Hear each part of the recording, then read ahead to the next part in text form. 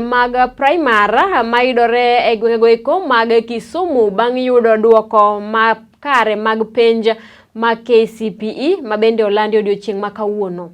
Skunde kaka Mudasa, Hekima, Exaverian oyudo duoko maber e penj ma kamago eko.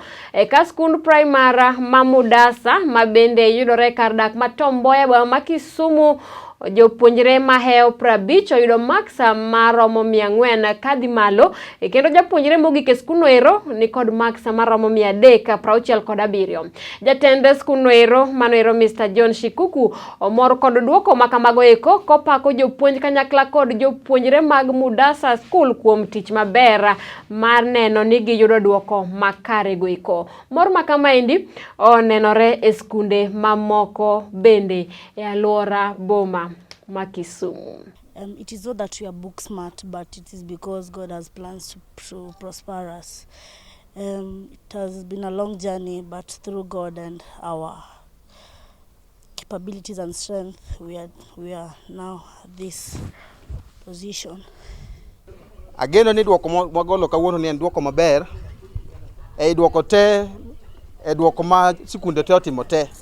An gadiene duoko maber kabisa moingo duoko mamoko. Agoyo ne erokamano ne nyithindo duto manotimo penj. Wan gi max maromo 400 kadhi gi mbele maromo 52. Kendo ng'ama oyudo max mathin mogik en 326. 367 mane ng'ama oyudo mathin mogik.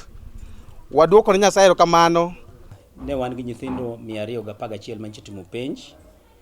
Nyithindo 108 ne gin joklas, ne gin jowuoyi, to 103 ne gin nyiri. Out of this number, nyithindo 18 oyudo max 400 gi wiye, and then karibu nyithindo over 30 oyudo between 300 gi 400 max. Sani sachi ma pod wuoyo ni max mag nyithindo bedo streamed online, jopuonj pod work kon generate gi. But so far, I would say we have done fairly well compared to last year, because aneno kam one get there very many children more than 350, almost more than 3/4 of the children with about 350 marks. Wamor nikech nyithindo timo penj maber. Aneno ka nyithindo mochopo 27 oyudo max 400 kadhi malo, to nyithindo mo 46 oyudo max 350 kadhi mbele nyaka 399, to nyithindo 5 oyudo 300 to 349. Nyathi achiel emo kod 296 according to list ma osegolo te mano kuom skul marwa mani Tomboya ka. Pod wadito kuonde moko, to kata mwasewinjo bende gibe gidhi maber, to pok gigolo gitieko, koro mane gima timre ka. Siri en namba 1, discipline.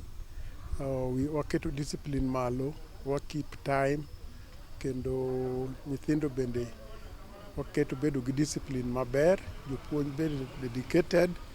Above all, what trust in God ma bende konyo, mok wanyal to waketo kuom Nyasaye. Yeah. Wan kaka Lolwe TV wamiyo mana puoch kod pak ne jopuonjre mabende otimo maber kendo yudo duoko